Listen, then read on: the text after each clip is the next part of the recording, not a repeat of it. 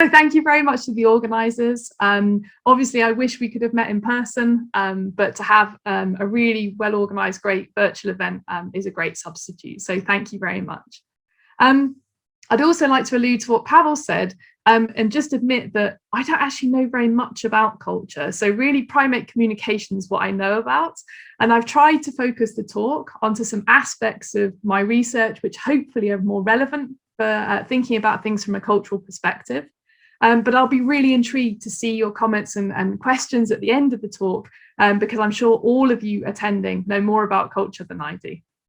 Okay, so just to give you then an overview of what I hope to cover in the next 45 minutes, I'm going to start with a very brief whiz through some cultural variation that we see in human communication before taking a comparative approach and then seeing, well, what do we see in terms of any kinds of cultural variation in communication in non-humans?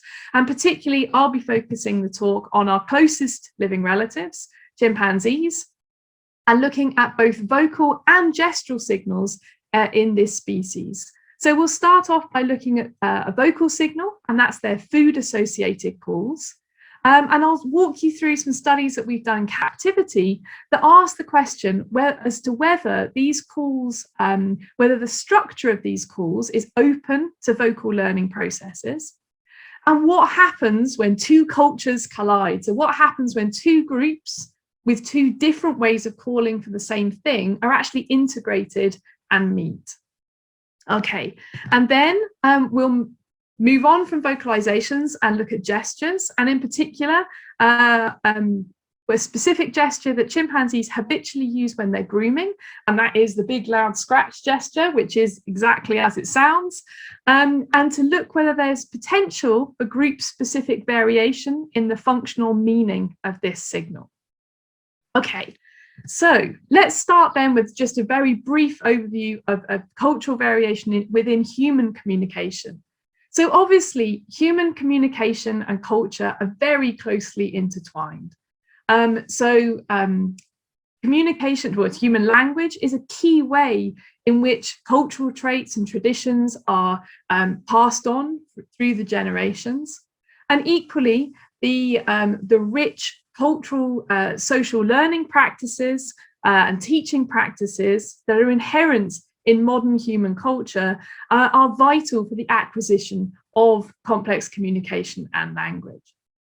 So it's no surprise then that we see great levels of cultural variation within human language, with the language that we speak being one of the most salient parts of human culture. And so we have lots and lots of different languages.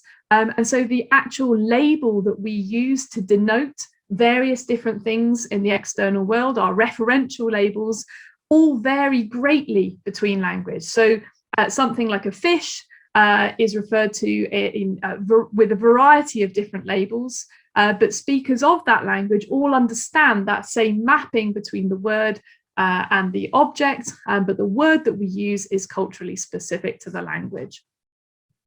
It's not just in our spoken language. We also see cultural variation in our gestural communication. So with particularly iconic gestures, so a thumbs up gesture in this country and most Western cultures is generally a positive signal, approval, it's okay, things are good. But in some Middle Eastern countries, this is actually a highly derogatory signal. Equally, just something as simple as a head nod, that's a signal of affirmation or approval or agreement in many cultures, but in some cultures, such as in Bulgaria, this is the opposite. So it's then a signal of disapproval or disagreement. So we see a lot of variation within human communication. But what about non-humans? So focusing on the great apes, do we see anything that might approximate this kind of variation within the great apes? So we do have some evidence of habitual signal use in some populations, but not in others. And we have this in orangutans. So this study was done with wild populations of orangutans, and they found that specific variants of certain call types were habitually or customarily used in some populations, but absent or very rarely used in others. And they also found that different calls were given in response to the same kind of behavioral context in some populations and not in others.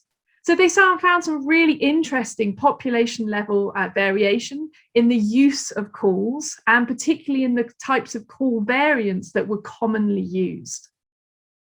In terms of gestures, Andy Whiten's seminal paper on chimpanzee cultures identified several gestural signals which met the criteria for being cultural variants, in that they were customary and habitual in some communities, but absent in others, without any ecological explanation for that. So 2 types of attention getter, so knuckle knock or branch slap to get the attention of a conspecific to then communicate further with them.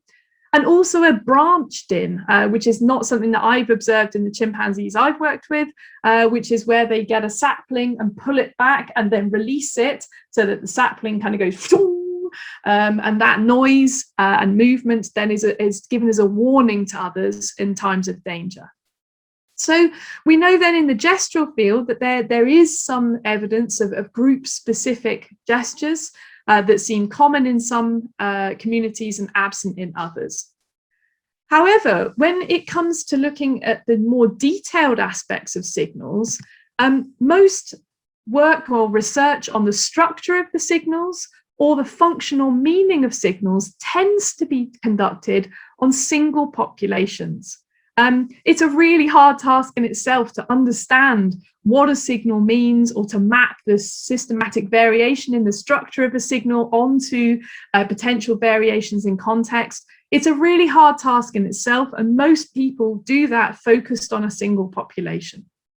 So we don't really know very much about how much group-specific variation there might be in terms of these kind of more detailed aspects of communication. And these are 2 aspects that I'd like to delve into today. Okay, so we'll start first of all with the structure of a signal. And this is where, in terms of vocalizations and gestures, we know far more about the structure of vocalizations because we have a really good methodology to examine this. So we have acoustic analysis, we can take very detailed measurements of calls in a way that yet we kind of lack the methodology to do this with gestures. So if we're going to see any kind of cultural variation, group or population level variation in vocalizations, we need to understand whether there's learning involved. So there has to be some mechanism by which the non-human animals can be learning or to modify their calls or to generate new calls, but it has to be through social interaction with others. And unfortunately, here we already come up against a barrier when it comes to looking at non-human primates. So humans are the outliers in the primate family in terms of vocal learning. So as humans, we are great vocal learners. We can imitate virtually any sound we encounter in our environment. But we now know that other primates do not share this ability with us to anything like the extent that it's expressed in humans. So we think that our degree of vocal learning is a derived trait that was clearly extremely important in the evolution of speech. However, it's not to say that other primates are completely devoid of all vocal learning. It's just that it's a lot more constrained. So 2 ways in which primates have shown to be able to kind of modify their existing repertoire is through modifying the acoustic structure of existing calls. And we have some evidence that this can happen usually with contact calls. So for instance, pygmy marmosets, when they're paired with a new partner, have been shown to modify the frequency contour of their trill calls so that they actually converge with their new partner. And this seems to be part of the process of getting to know and then actually socially bonding with that new partner. Baboons have shown sensitivity to how well their calls transmit through different environments, and will actually alter the temporal aspects of their calls, so the duration or the rate of their grunts, depending on whether they're traveling through a closed forest habitat or an open savanna habitat. to try and ensure that their calls are received by the receivers that they targeted. And we also think that chimpanzees have group-specific pant hoot calls. So this is some of the best evidence for a group-specific variant of a call that was offered by Kathy Crockford, looking at 3 communities in the Thai forest in West Africa. However, I've just collaborated with Nisarg Desai and Mike Wilson to look at this in East African chimpanzees, and we don't see the same pattern. So I think there's a bit of a question mark now as to whether chimpanzees do have these supposed dialects for their pant hoot, their long distance calls. But it's clear that primates as a whole are capable of modifying certain frequency and temporal aspects of their call as a result of some kind of social input or feedback. The other way in which primates can learn to use their calls is called vocal usage learning. So here, although new calls can't be learned, they can seem to learn what stimuli to apply their vocalizations to. So they seem to be able to learn that mapping between the context or the stimulus that should elicit it and that particular call that you then give. What some of the best evidence for this is historical work by Cheney and Seyfarth on vervet monkey infants, learning that to narrow the kind of class of objects that elicits different alarm calls. So they showed that vervet infant monkeys initially give eagle alarm calls to most things that come across them in the air. So that could be falling leaves, it could be other birds. And gradually with age, they narrow the reference class that will elicit this particular type of call. So they will then do it to kind of large birds before then narrowing it down to birds of prey or raptors. And finally, as an adult, they'll only give eagle alarm calls to martial eagles, which is their key predator from the skies. So we know then that primates are capable, though they can't generate new calls. So we're never going to get, different chimpanzee populations having completely different calls for snake or, food as humans do. But they do have some ability to change the structure of their existing calls, and they do have the ability to learn what mapping between reference and call should be. So the question now then is there any evidence that they can use these abilities to actually come up with group-specific meaningful calls? And so the study that I'd like to kind of show you that we looked at this question in relates to their food-associated calls. So before I tell you about the study, I'm just going to walk you through what we know, some of the background information that we know about how chimpanzees use these calls. So these calls meet the criteria for being what's called functionally referential. So these calls have a clear mapping between an external reference, an object or event out there in the world, and the call.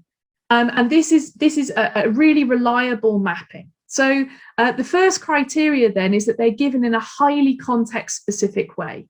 So chimpanzees only give these calls when they are feeding or arriving in a feeding patch. So in our research, we found that it was 93% specificity. They don't just randomly give these calls when it's not to do with food. We then found that so the chimpanzee vocal repertoire is highly graded. And so that's between call types, but it's also within call types. So within these food-associated calls, there's a lot of acoustic variation. But what we found, during my PhD, I found in captivity, and Amy Callan has found in the wild kind of to match this, that variation within this call type is not randomly used. It's used systematically, and it seems to vary with the value of the food that's been encountered. So just to give you, I'm just going to have to shift the zoom around so I can get that. In order just to give you an example of what these sounds sound like and what they look like visually. So for those of you that haven't met this before, this is a spectrogram. And that's a visualization of the sound. So we've got time going along the x-axis and frequency going along the y-axis, and the darkness of the image shows the amplitude or the loudness, the energy of the sound at that particular time and frequency. So when they encounter a food of high quality, you'll hear a grunt that sounds like this. And then as the value of the food they're encountering decreases, you can see that nice tonal structure in the calls tends to reduce. The frequency energy gets lower, and it sounds much lower frequency, but also much noisier and gruffer.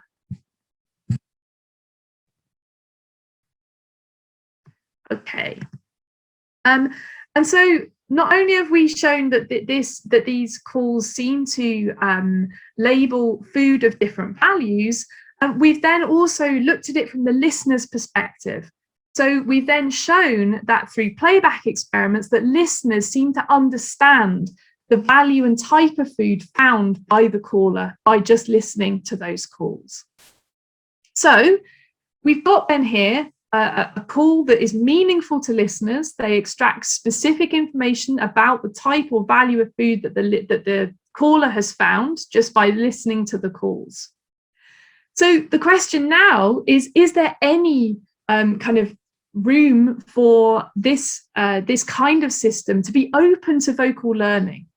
You know, can chimpanzees kind of alter the type of call they give to different foods based on social input? And we had the amazing opportunity. Oh, really quick, 1 second. So just because your talk is about calls, if you do have more vocalizations to share, do you mind resharing your screen with sound? I think that might have been what happened. Okay, hang on. So if I stop sharing then? Yeah, and then I think you have to click a button that says with sound right when you're hitting share screen. Okay. I thought it might be a volume issue, but just in case. Yeah, okay, let me just go back then. Oh, hello. Oh, seems to be having it. There we go. Hang on, let me try and play these again then. Perfect, thank you. Okay, so this is to high value food. Did you hear that? Yes, we did, thank you. Yay. And then this is to low value food.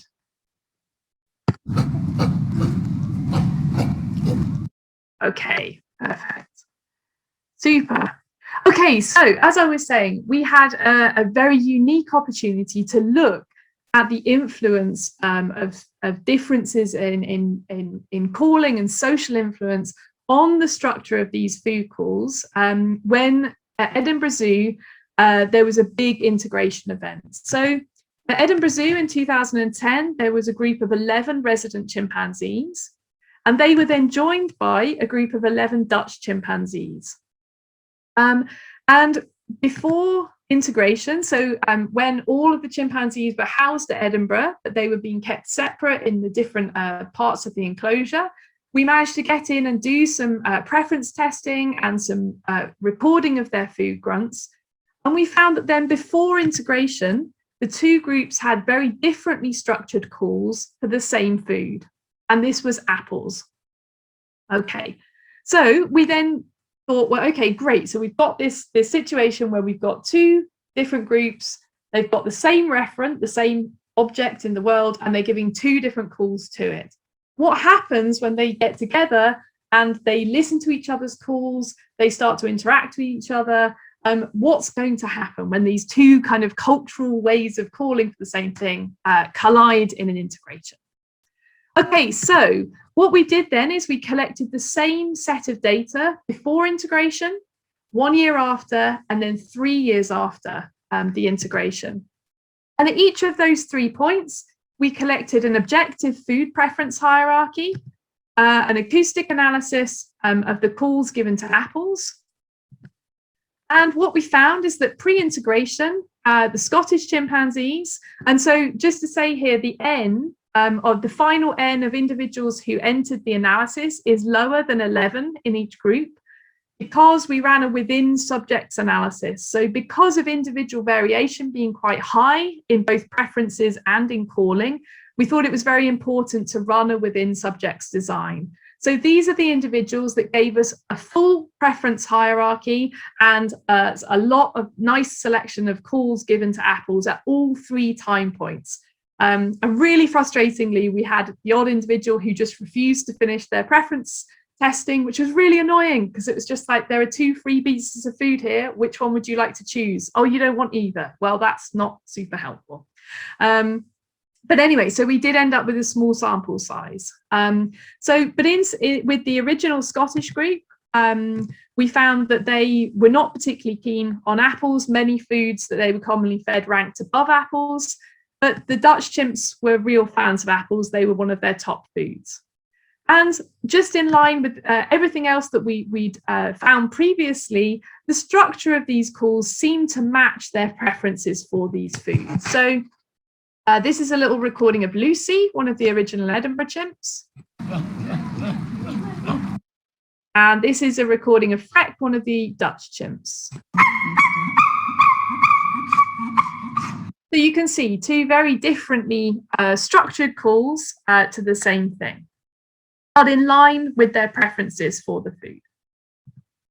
And it's important to say here that both groups had been regularly fed apples for at least the 3 years previous to that. We know the Edinburgh chimps had a longer history with them. We don't know the history of the Dutch chimps kind of before 2007, but it's not that these chimps got to Edinburgh and then encountered this food for the very first time. They were both very highly familiar with apples. And we could then foresee then 3 scenarios when they were integrated. It could have been that their food preference and the call structure could have just remained the same. Dutch chimps continued to call the way they did, and the Edinburgh chimps did it their way. If it was purely kind of arousal based on the preference for the food, this would be the scenario we would expect. This is the scenario I thought was most likely going into this study. Chimpanzees are extremely competitive.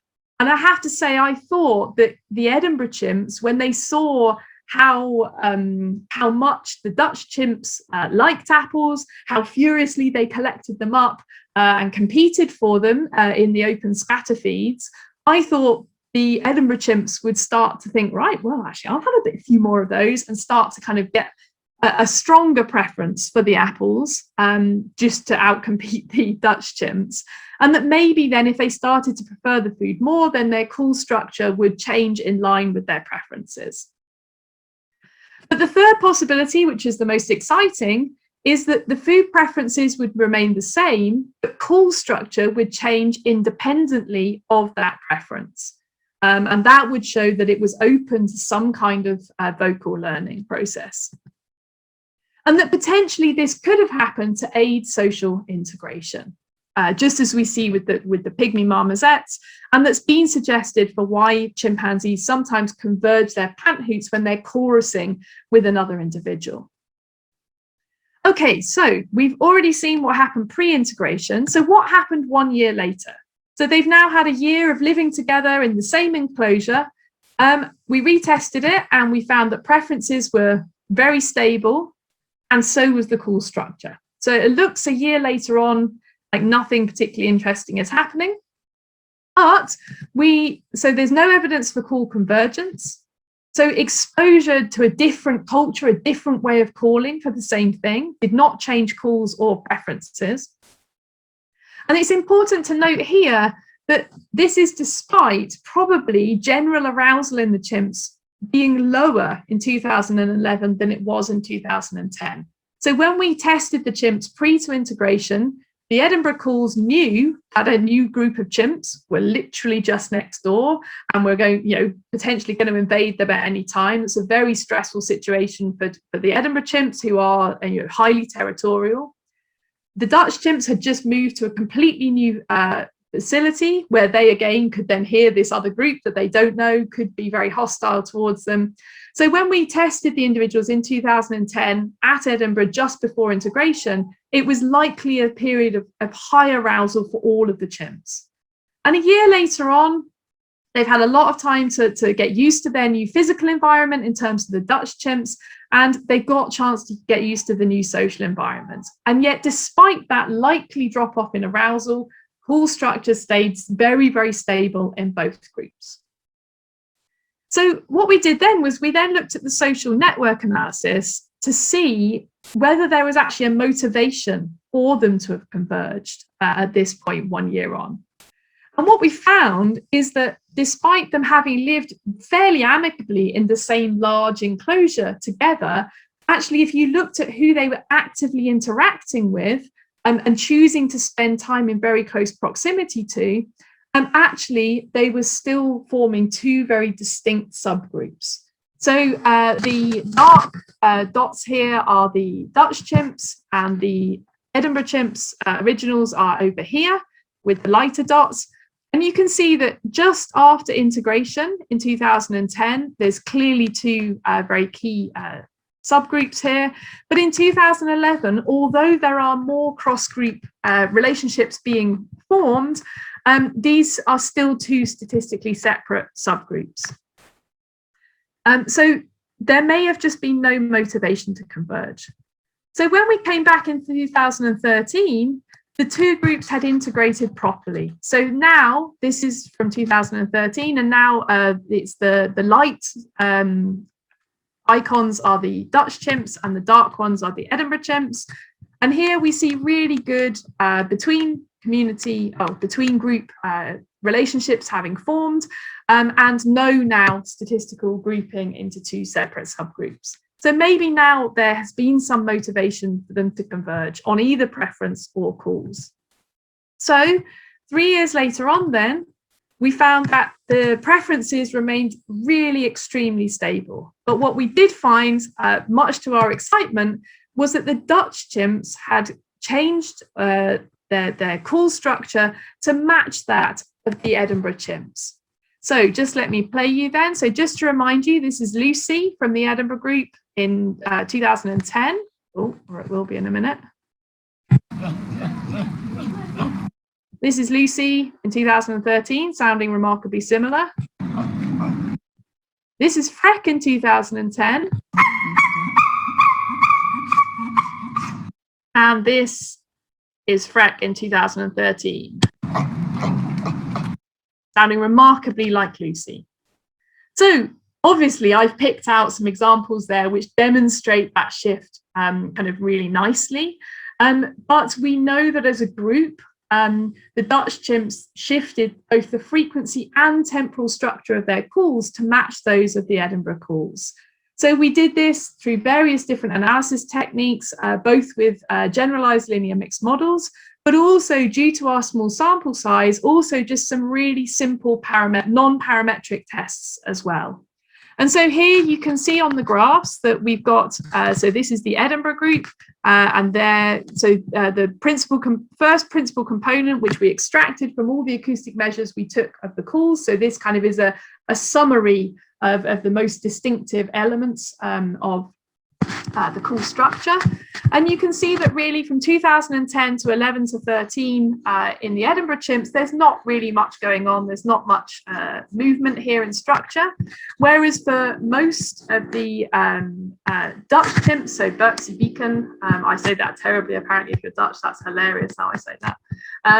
For the Dutch chimps, we see a real shift for most individuals to kind of come to a place that is closer to where the Edinburgh calls are. So the non-parametric tests we did showed that the Edinburgh and Dutch calls were significantly different in 2010, but there was no significant difference between them by 2013. And if we looked within group, there was no shift in the Edinburgh structure, but the Dutch calls shifted significantly in structure from 2010 to 2013. So when we published this, Julia Fischer and colleagues challenged the paper and suggested that our results were simply an outcome of the Dutch chimps being more excited or scared, and that kind of resulted in higher pitched calls in 2010 just because they were in a state of high arousal and stress. And then gradually over time, that general arousal decreased and their call structure came down in frequency with it. However, I contacted the Dutch keepers who'd been responsible for caring for the Dutch chimps back in Holland, and played them some of the calls from the group members, and they confirmed that they thought those calls were representative of the calls that they routinely produced to apples before the move to Edinburgh.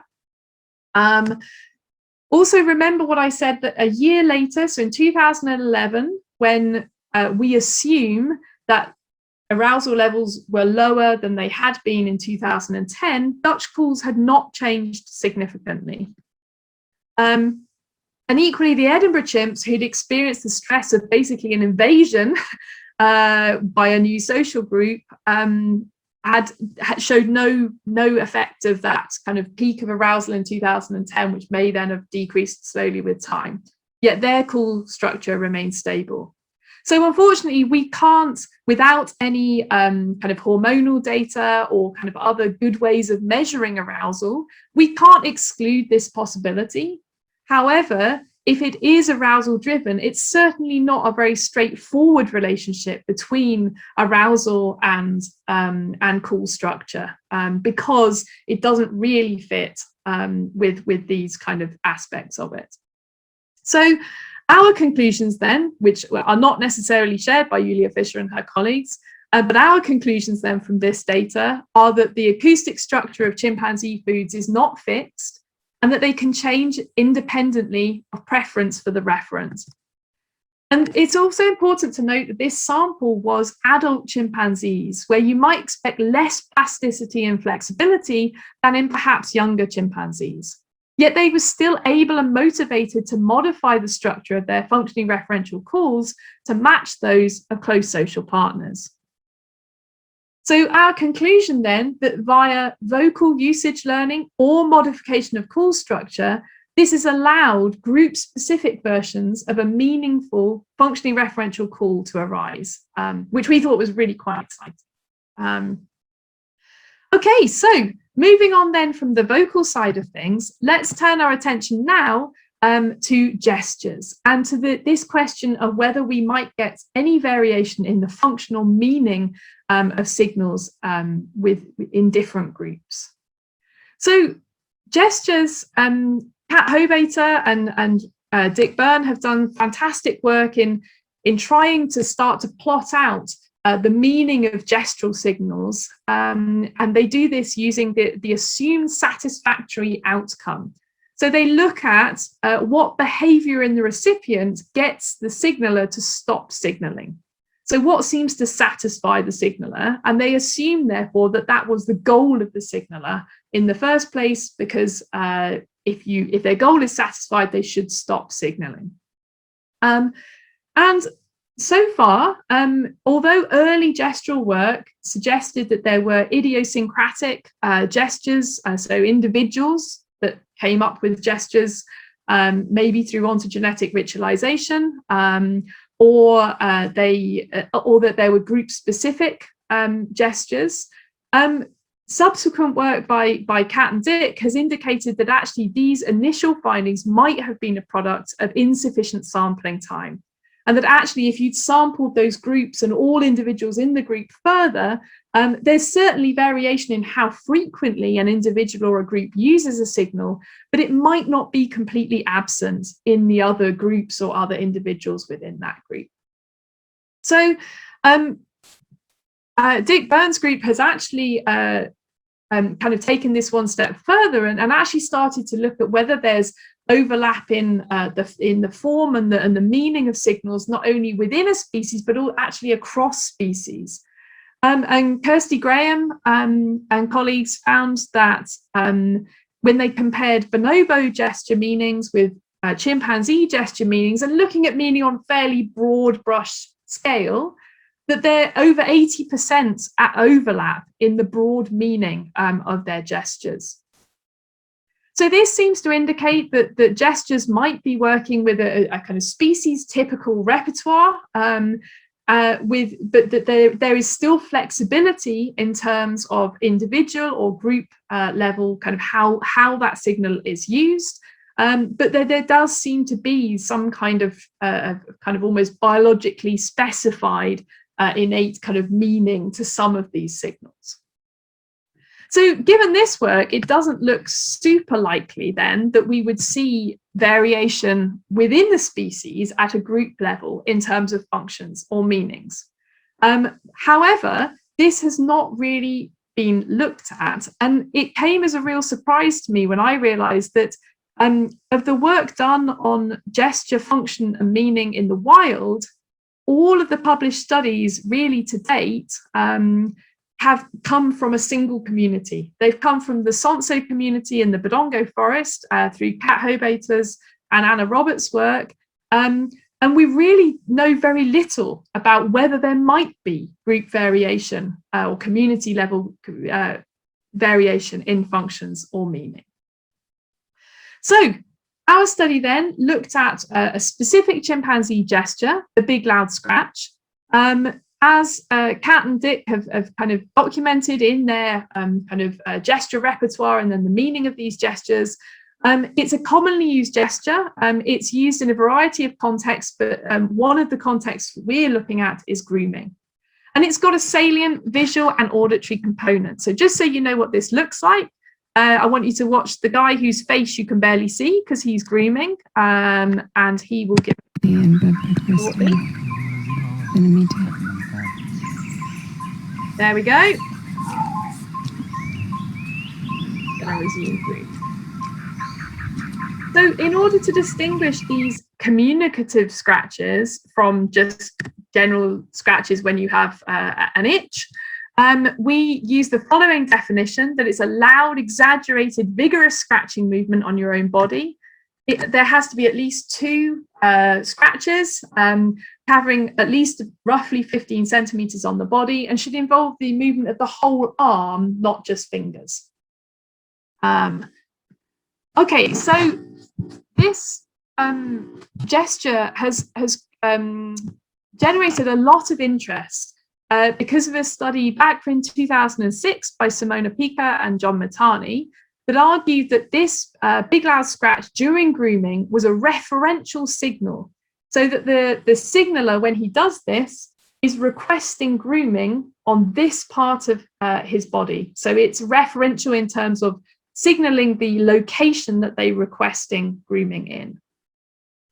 And this work was done on the Ngogo community of chimpanzees in Uganda. And of 186 big loud scratch events produced by the groomee during grooming, 64% of those cases, the scratcher then received grooming in the indicated or the scratched location. So it seems likely that in this community, it is functioning to do that, to refer to the location that grooming is requested in. However, in this original study, they never looked at the meaning of this signal from the point of view of the signaler.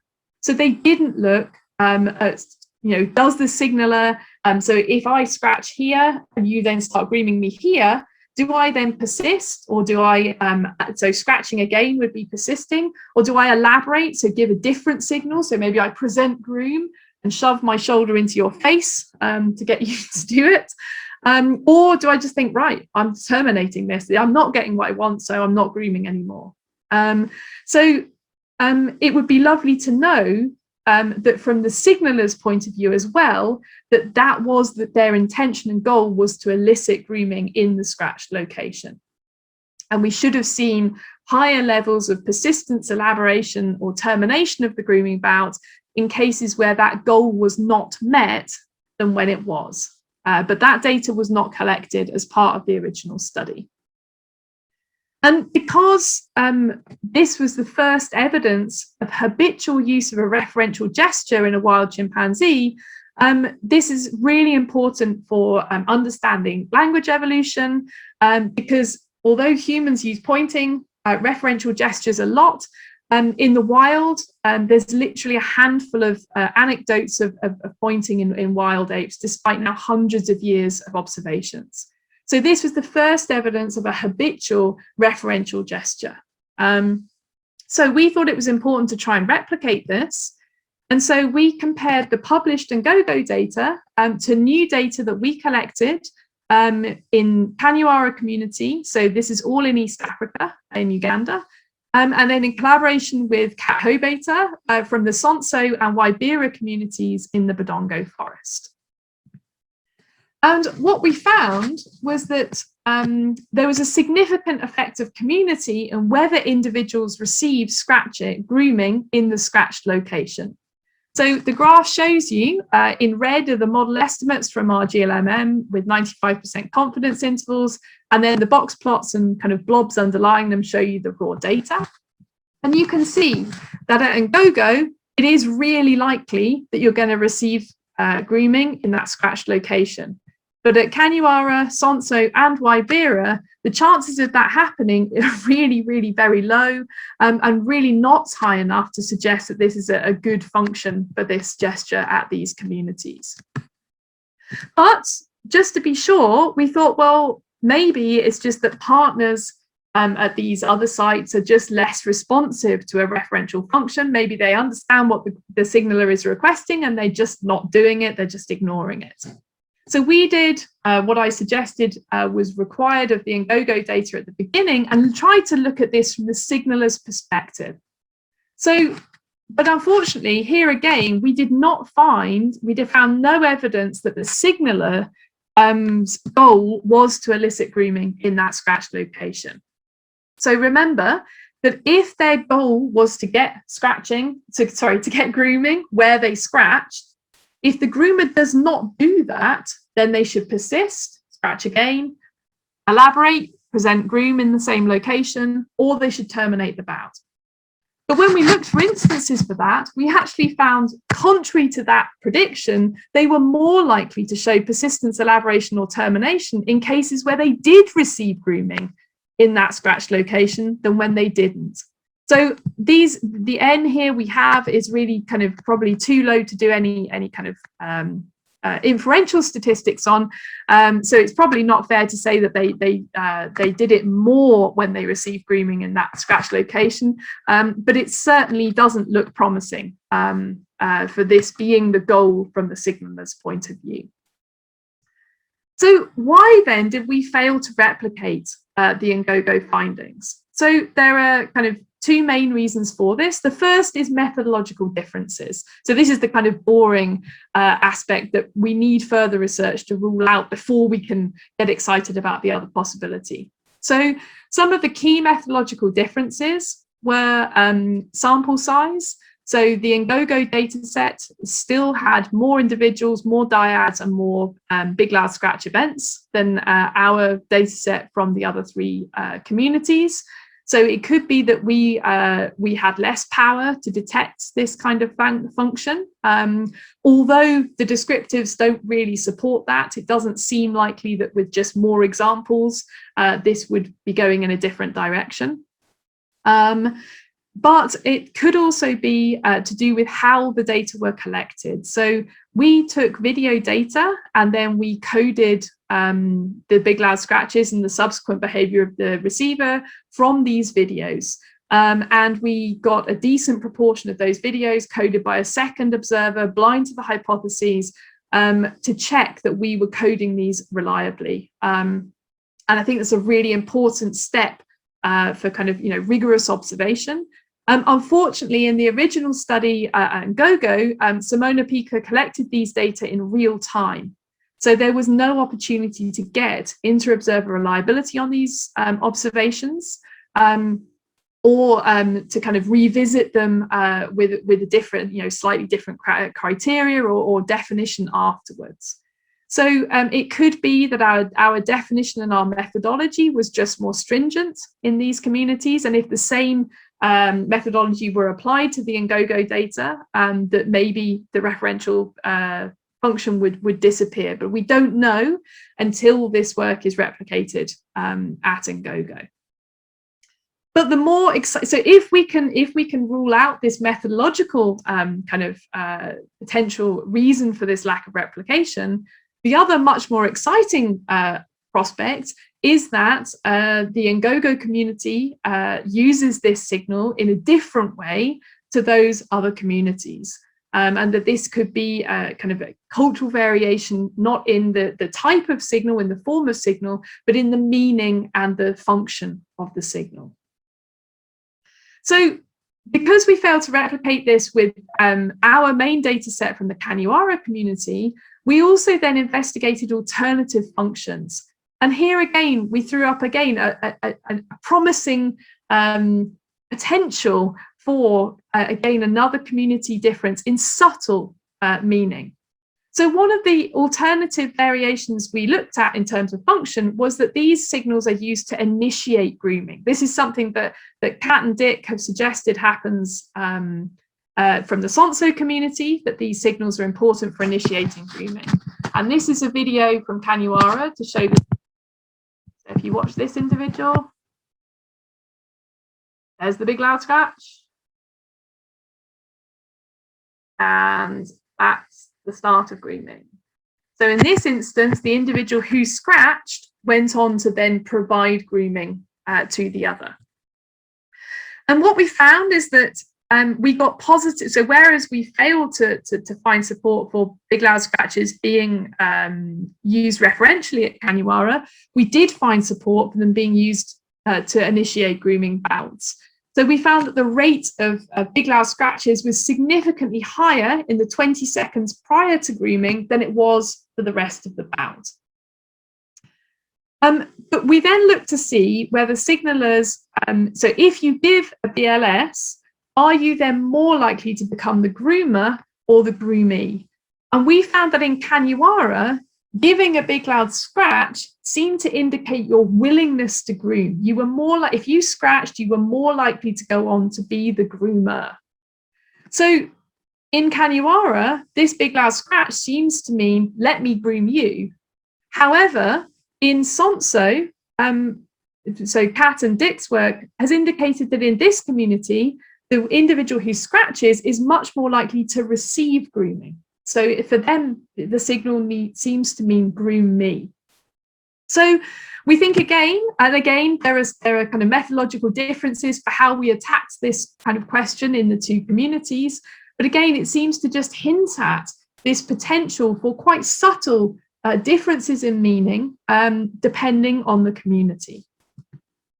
So just to wrap up this work on the big loud scratch, our work shows that a referential function for big loud scratching is not ubiquitous in chimpanzees, but there is potentially important group-specific variation in function and meaning of gestures. So I think looking ahead to the future, I think a really promising level kind of avenue for research, which would kind of continue to combine these fields of interest in communication and culture, is to collaborate using comparable methods across different sites and across different populations to try and rigorously investigate this possibility of population level variation in not only in signal structure, but also in function and meaning. So I think it's ambitious, but I think if we can do it, there's a whole level of potential cultural variation in communication in non-humans that I just don't think we've really got round to looking for yet. And I think this works hard, certainly doesn't show anything, super concrete for now until we've ruled out methodological explanations for the differences.